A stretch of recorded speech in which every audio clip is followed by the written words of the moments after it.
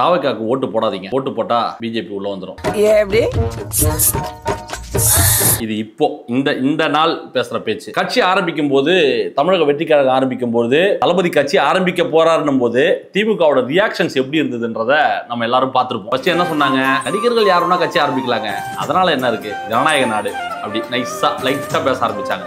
சரி ஓகே சொல்லி விட்டோம். கட்சி ஆரம்பிச்சு விக்கிரவாண்டியில மாநாடு போட்டதுக்கு அப்புறம் நேத்து வந்தவங்க எல்லாம் சிஎம் ஆகணும்னு சொல்லி பேசுறாங்கன்னு நம்ம முதலமைச்சர் பேச ஆரம்பிச்சாரு. இப்போ மெல்ல மெல்ல மெல்ல மெல்ல பரிமாண வளர்ச்சி. எப்படி எங்களுக்கு யாரும் போட்டியே கிடையாது, நாங்க யாருக்கும் பயப்படல, எங்களை யாரும் ஒண்ணும் பண்ண முடியாது, எல்லாரும் இருக்கீங்களா? இருக்கோம். எங்களை யாரும் ஒண்ணும் பண்ண முடியாதுப்பா. எங்களை யாரும் ஒண்ணும் பண்ண, திருமாவளவன் இருக்காரு, ஓகே, கம்யூனிஸ்ட் இருக்காங்க, நாங்க சக்தி வாய்ந்த கூட்டணி, எங்களை யாரும் ஒண்ணும் பண்ண முடியாதுன்னு திரும்பி திரும்பி பார்த்துட்டு பேசுறாங்க.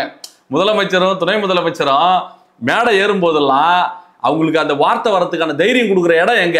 பக்கத்துல திரும்பி பாக்குறது. கூட்டணி கட்சியெல்லாம் இருக்காங்களாப்பா, திடீர்னு ராத்திரி திடீர்னு கிளம்பி போய் அந்த பக்கம் எங்கன்னா சேர்ந்துட போறாங்கன்னு ஒரு இருமாப்புல தைரியமாலாம் வாய் விட்டுட்டு இருந்தாங்க. 200 வெல்வோம், தூக்கி அடிப்போம், தொட்டுப்பார், அப்படி இப்படிலாம் நெக்கெல்லாம் பேசிட்டு இருந்த குரூப் இன்னைக்கு அப்படியே பொட்டி பாம்பா அடங்கி என்ன பேச ஆரம்பிச்சிருக்காங்க தெரியுங்களா? அவங்களுக்கு தோல்வி பயம் கண்ணுக்கு முன்னாடி வந்து நிக்குது. பரமா சாவு பயத்தை காட்டிட்டாங்க. பரமா இத்தனை நாள் நம்ம வீம்புக்கு பேசிக்கிட்டு இருந்தோம், முட்டு கொடுத்துக்கிட்டு இருந்தோம், இப்போ வரக்கூடிய தகவல்கள், இந்த ரிப்போர்ட்ஸ் இதெல்லாம் பார்க்கும்போது இந்த சிறுபான்மையரோட ஓட்டுக்கள், இஸ்லாமியர்களோட ஓட்டுக்கள், கிறிஸ்துவர்களோட ஓட்டுக்கள் எல்லாமே கணிசமா அந்த பக்கம் போகுது. எந்த பக்கம்? நம்ம பக்கம், தமிழக வெற்றி கழகம் பக்கம் போகுதுன்னு நம்ம முதலமைச்சருக்கு திமுகவுக்கு தகவல் போயிருக்கு. போன உடனே அண்ணன் ஆரம்பிச்சிட்டா, அப்படி சும்மா பரோட்டாவை பிடிச்சி சுத்த ஆரம்பிச்சாருன்னு வச்சுக்க, அப்படி வீச்சுவாரு, தூக்கி அடிப்பாரு. அதனாலதான் அவருக்கு பரோட்டா வீச்சுன்னு ஒரு பேர் இருக்கு. பரோட்டா வீச்சு அண்ணன் வந்து இன்னைக்கு ஒரு வீடியோ போட்டிருக்காரு. அண்டாகல அவர் ஒரு ஆஸ்தான கொத்தடிமைன்னு வச்சிங்களேன். நல்லா இந்த மனுஷன் அங்க போய் 200 ரூபா கொத்தடிமை வேலை பார்க்க சேர்ந்ததுல இருந்து பரோட்டாக்களை போட்டு அடிச்சு நவுத்துறாரு. பன் பரோட்டாலாம் போடுறாரு. இப்போ அவர் பேசலாம். இதுக்கு முன்னாடி சாதாவா தான் அடிச்சிருந்தாரு, இப்ப பன் பரோட்டாலாம் போட ஆரம்பிச்சிருக்காரு. அதுல அண்ணன் இன்னைக்கு போட்ட பரோட்டா தான் ரொம்ப சிறப்பான தரமான ஒரு பரோட்டா. என்ன சொல்றாருன்னா, மீண்டும் உறுதியாக சொல்லுகிறேன், சிறுபான்மை சமூக சகோதரர்களுக்கு சொல்லுகிறேன், அவர்களுக்கு சொல்லுகிறேன், 40% வாக்கு வாங்கினால்தான் ஒரு கட்சியால் ஆட்சியை பிடிக்க முடியும். விஜய் அவர்களால் இந்த தேர்தலில் 40% ஓட்டு சாத்தியமே இல்லை. அப்ப யதார்த்தம் அது என்று இருக்கின்ற பொழுது ஆர்வத்துல நான் ஒரு வாட்டி அவருக்கு ஓட்டு போடுறேன், நீங்க போடுற ஓட்டு அவருக்கு செலுத்தும் ஓட்டு அல்ல, அது பாஜகவுக்கும் அதிமுகவிற்கும் செலுத்தும் ஓட்டு. என்னத்த சொல்றதுன்னு தெரியல கண்ணு. நான் ரொம்ப கவனமா சொல்றேன். அவரு அதிமுக காரரு, அவரு பாஜக காரருங்கிற குற்றச்சாட்டை கூட நான் சொல்லல.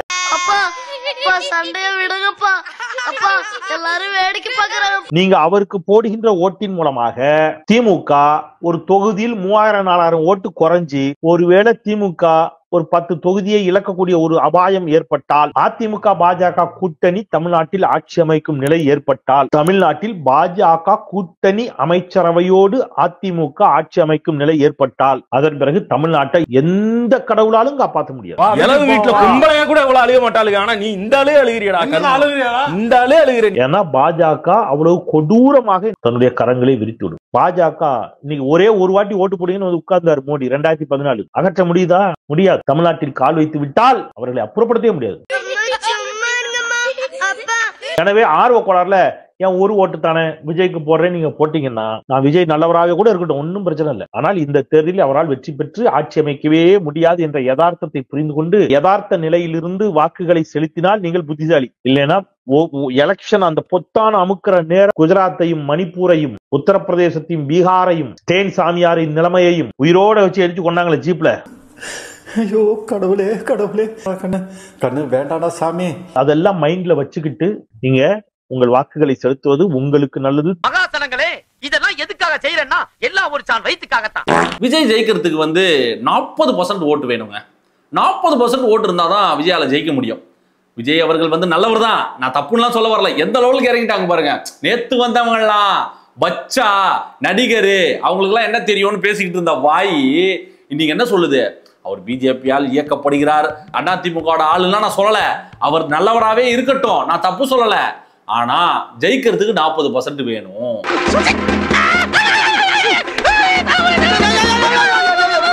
அவர்கிட்ட இருக்கிறது 10%, 5%.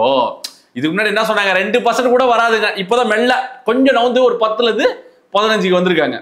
இப்போ நீங்க இஸ்லாமியர்களும் கிறிஸ்தவர்களும் தப்பி தவறியாவது தமிழக வெற்றி கழகத்துக்கு ஓட்டு போட்டு திமுக தோத்து போயிடுச்சுன்னா பிஜேபி உள்ள வந்துரும். ஆரம்பிச்சுட்டானுங்கடா திரும்பன்னு சொல்லிட்டு இவங்க ஆட்சிக்கு வரும்போது ஒவ்வொரு தடவையும் இவங்களை தன்னோட ஆட்சி அதிகாரத்தை காப்பாத்திக்கிறதுக்கு இவங்க காட்டுற ஒரே பூச்சாண்டி என்னன்னா பிஜேபி உள்ள வந்துரும், பிஜேபி உள்ள வந்துரும்னு எப்பா சொல்லி சொல்லி சொல்லி சொல்லி நம்மளோட வாழ்க்கையவே முடிச்சு விட்டாங்க. பூச்சாண்டி காட்டிக்கிட்டே இருக்காங்க. அதோ பேய் வருது, புலி வருது, புலி வருதுன்னு சொல்லி பிஜேபி பிஜேபி பிஜேபின்னு தமிழ்நாட்டில் 2% 3% இருக்கிற ஒரு கட்சியை பார்த்து நாங்களே பயப்படல, நீங்க ஏன்டா பயப்படுறீங்க? பயப்பட வேண்டியது தமிழ்நாட்டு மக்கள். நீங்க ஏன் பயப்படுறீங்க? பிஜேபி வந்துருங்க. ஏன்னா பிஜேபி வந்தா உங்களுக்கு தான் ஆபத்து. அந்த ஆபத்துல இருந்து உங்களை தற்காத்து கொள்ளத்தான் நீங்க போயிட்டு ஆர்எஸ்எஸ்க்கு அண்டா கழுவுற வேலை பாக்குறீங்க. இதுக்கு மேல கேவலப்பட முடியுமாடா நம்மளால? வெறுப்பா இருக்குடா. என்ன ரெஸ்டா? திகார் திகார். இவன் திகார் திகாருக்கு போதெல்லாம் என் அடி வயித்துல பகீர் பகீர் இருக்குதுடா. புரியுதுங்களா? இடி டாஸ்மாக் திகார் திகார்னும் போதெல்லாம் பகீர் பகீர் இருக்கு பாரு. அந்த மாதிரி இடி டாஸ்மாக் இடி டாஸ்மாக் சொல்லும் போதெல்லாம் இவங்களுக்கு அங்க ஈரக்கொலையே நடுங்குது. அப்படி சுத்தி வந்து சரிங்க பிஜேபி உள்ள வந்துடும், பிஜேபி உள்ள வந்துடும் சொல்றீங்களா?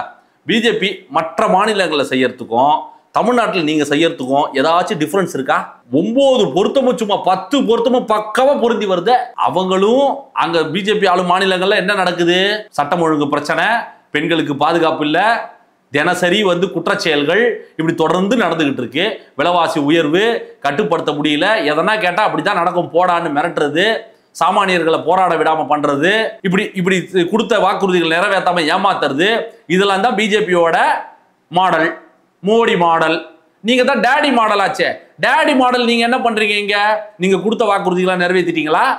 கரண்ட் பில்லு வந்து 2 மாசத்துக்கு ஒரு தடவை, 1 மாசத்துக்கு ஒரு தடவை கட்டுறோம்னு சொன்னீங்க. விலைவாசியை கட்டுப்படுத்துறோம் நீங்க. கேஸ்க்கு மானியம் தரோம் நீங்க. தங்கத்துக்கு தாலி இருந்த திட்டத்தை கேன்சல் பண்ணி விட்டீங்க. பல ஸ்கீம். லேப்டாப் கொடுத்தீங்களா? 4 வருஷம் ஆகுது. நாங்க டேப் கொடுப்போம்னு சொன்னீங்க, கொடுத்தீங்களா? லேப்டாப் கொடுக்குறோம்னு சொன்னீங்க, கொடுத்தீங்களா? இப்படி பொய்யான வாக்குறுதிகளை கொடுத்து மக்களை ஏமாத்திக்கிட்டு கடந்த 4 வருஷத்துல நடந்த சட்டம் ஒழுங்கு பிரச்சனைகள் என்னென்ன, நடந்த கொலைகள் என்னென்ன, பெண்களுக்கு எதிராக நடந்த பாலியல் குற்றங்கள் எத்தனை அதுல முடிக்கப்பட்டிருக்கு? நாங்க கேட்டா வந்து குணசேகரனுக்கு நாங்க தீர்ப்பு வாங்கி கொடுத்துட்டோம், காப்பாத்திட்டோம், பாத்தீங்களா? அவருக்கு நாங்க தக்க தீர்வு வாங்கி கொடுத்துட்டோம், நாங்க யாரையும் காப்பாத்தல.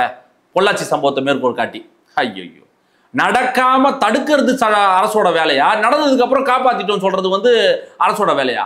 முன் ஒரு பிரச்சனை நடக்காம பாத்துக்கிறது தானங்க அரசோட வேலை. அவன் வந்து ஒரு கிரிமினல். ஒரு அண்ணா பல்கலைக்கழகத்துக்குள்ள அசால்ட்டா போயிட்டு வரானா இது பல மாதங்களா நடந்துகிட்டு இருக்குன்றது வந்து வரக்கூடிய ரிப்போர்ட் சொல்லுது. இதை வந்து இவங்க இப்போ அவருக்கு தண்டனை வாங்கி கொடுத்துட்டாங்களா? யார் அந்த சார்? அதை நீங்க கண்டுபிடிச்சி அவருக்கு தண்டனை வாங்கி கொடுத்துட்டீங்கன்னா உங்களை நாங்க பெருமை பேசியிருப்போம், பாராட்டியிருப்போம். ஒரு அக்யூஸ்ட் ஆல்ரெடி அவன் மேல 10-20 கேஸ் இருக்கு. அவனை தூக்கி நீங்க ஆயுள் தண்டனை கொடுத்துட்டு நாங்க தான் பாத்தீங்களா? ரெண்டுமே ஒரே தான். அங்க மோடி மாடல், இங்க டேடி மாடல், ரெண்டும் ஒண்ணுதான். இப்போ இவங்களுக்கு என்ன ஆயிடுச்சுன்னா சுத்தி பயம் வந்துருச்சு. சம்பவ இடத்தை நெருங்கிட்டாங்க. இப்போ கிட்ட வந்துட்டாங்க. விஜய் நல்லவர் தான், நான் தப்புன்னு சொல்ல. அவருக்கு போடுற ஓட்டு, அவருக்கு நல்லது பண்ணி அவர் மேல இருக்க பிரியத்தில் நீங்க ஓட்டு போடுறீங்க. அவர் வந்து போடுற ஓட்டுல திமுக தோத்துருமே. அப்போ என்ன தோல்வி பயம் உங்க கண்ணு முன்னாடி வந்துருச்சு. தோக்க போறன்றது தெரிஞ்சிருச்சு. அதனால அண்ணன் பரோட்டா வீச்சல, இதாண்டி பன் பரோட்டாவா வீச்சுறாரு. உட்காந்து அப்படியே நல்ல மாதிரியே பேசுறாரு. இனிமே இந்த கிறிஸ்தவர்கள் இஸ்லாமியர்கள் இனிமே வந்து உங்களை நம்புவாங்கன்னு நினைக்கிறீங்களா? இத்தனை நாள் உருட்டிக்கிட்டு இருந்தீங்கல்ல, உங்களோட பாதுகாவலரே நாங்க தான், சிறுபான்மையோட பாதுகாவலர் நாங்கள் தான் சொல்லி உருட்டினீங்களே, அவங்க எல்லாம் தெளிவாயிட்டாங்க. இப்போ ஒரு இஸ்லாமியர்களும் ஒரு கிறிஸ்தவர்களும் இனி உங்களை நம்ப போறது கிடையாது. திமுக நம்மள நம்ப வச்சு கழுத்துல இருக்கிற கட்சின்றதை அவங்க தெளிவா புரிஞ்சுக்கிட்டாங்க. அவங்க ஒட்டுமொத்த பேரும் இந்த பக்கம் வர போறாங்க. ஏன்னா ஏடிஎம்கே பக்கம் போறதுக்கான வாய்ப்பு இல்ல. அங்க பாசிச சக்தி ஏடிஎம்கே நேரடி கூட்டணியோட இருக்கு. அதை விட்டுடு பெரும்பான்மையோட நாங்க வர போறோம். மக்களின் ஆதரவோட, பெரும்பான்மையான ஒரு சக்தியோட, மக்களின் ஆதரவோட நாங்க ஆட்சி அமைப்போம். பிரைமரி போர்ஸ் சொல்லிதான் நாங்க வரோம். முதன்மை சக்தின்னு சொல்லிதான் நாங்க வரோம். புரியுதா? எங்களுக்கு இது பாருங்க, மடியில கடன் கிடையாது, எங்களுக்கு வழியில பயம் கிடையாது. நாங்க இப்போ எங்க நேர்மையா பேசுறோம், உண்மையை பேசுறோம். மக்கள் கிட்ட கொண்டு போய் நீங்க செய்யக்கூடிய அநியாயங்களை எடுத்து சொல்றோம். நீங்க அடிச்சிருக்கக்கூடிய ஊழல்களை பத்தி நாங்க பேசுறோம். இவர் வந்துட்டாரு. இப்போ அண்ணன் வந்து உக்காந்துட்டு ஜெய் நல்லவர் தாங்க. இத்தனை நாளா இதுக்கு முன்னாடி என்னென்ன பேசிட்டு இருந்தாரு, என்னென்ன வாய் எப்படி எல்லாம் பேசினாரு. இப்போ வந்து விஜய் நல்லவர் தான், அவரை நான் தப்பு சொல்லல.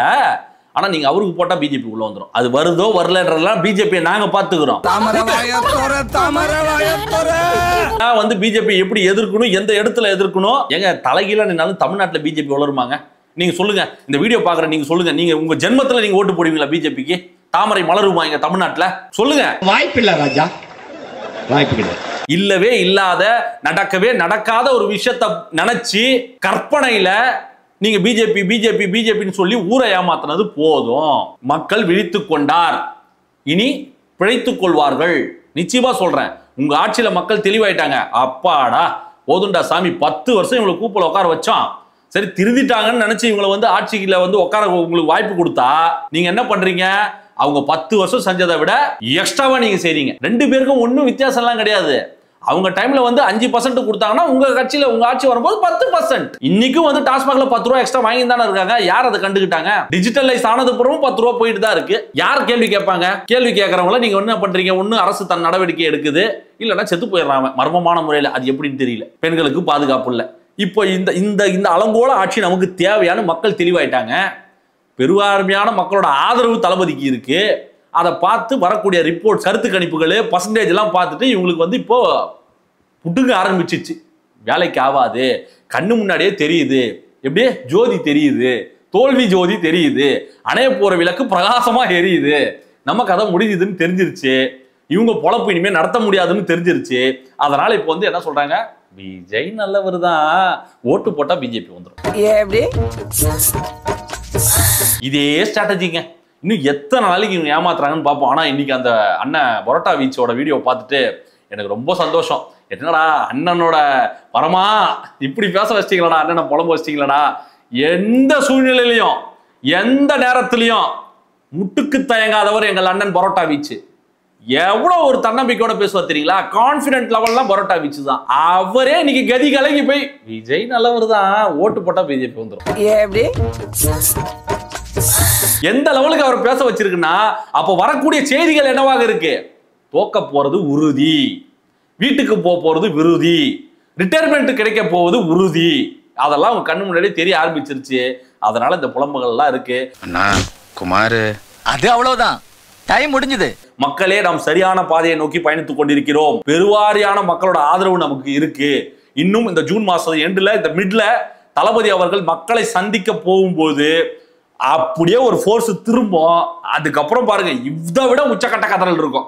இது வரைக்கும் வந்து நம்ம தமிழக முதலமைச்சர் ஐயா ஸ்டாலின் அவர்கள் எங்கேயுமே வந்து தமிழக வெற்றி கழகம்லாம் சொல்லி பேசுனதே கிடையாது. விஜய் என்ற ஒரு வார்த்தையே சொல்லல, பயப்படுறாரு. அது என்னன்னு எனக்கு தெரியல. அவர் தமிழக வெற்றி கழகத்தின் பேரை சொல்வதற்கு அவருக்கு என்ன அச்சம் என்பது எனக்கு தெரியவில்லை.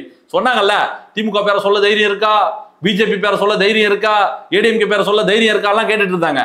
ஏன் விஜய் பேரை சொல்ல உங்களுக்கு பயமா? தமிழக வெற்றி கழகம் பேரை உச்சரிக்க உங்களுக்கு என்ன பயமா? நாங்க கேட்கிறோம், பதில் சொல்லுங்க. உங்களால இனி பதில் சொல்லவே முடியாது. இது பாருங்க, இனிமே ஆட்டம் எங்களோடது. ஆடியன்ஸ் வேடிக்கை மட்டும் பாருங்க. மக்கள் எப்படி நம்மள ஆதரவு தெரிவிக்க போறாங்க, இந்த வெற்றியானது எப்படி இருக்க போகுது. நம் தலைவனின் தலைமையில் நம்மளை ஏத்துக்கிட்டு வர அனைத்து கட்சிகளுக்கும் ஆட்சி அதிகாரத்தில் பங்கு கொடுத்து உண்மையான சமூக நீதி ஆட்சி என்றால் என்ன என்பதை இந்த 2026ல தமிழ்நாட்டு மக்கள் பார்க்க போறாங்க. மக்களே, சப்ஸ்கிரைப் பண்ணுங்க, லைக் பண்ணுங்க. அண்ணன் பரோட்டா வீச்சுக்கு உங்கள் அர்ச்சனை என்ன என்பதை கமெண்ட்ஸ்ல எழுதுங்க. சிறப்பாக இருப்போம், மகிழ்ச்சியாக இருப்போம், கான்பிடென்ட்டாக இருங்க. வெற்றி நிச்சயம். வணக்கம்.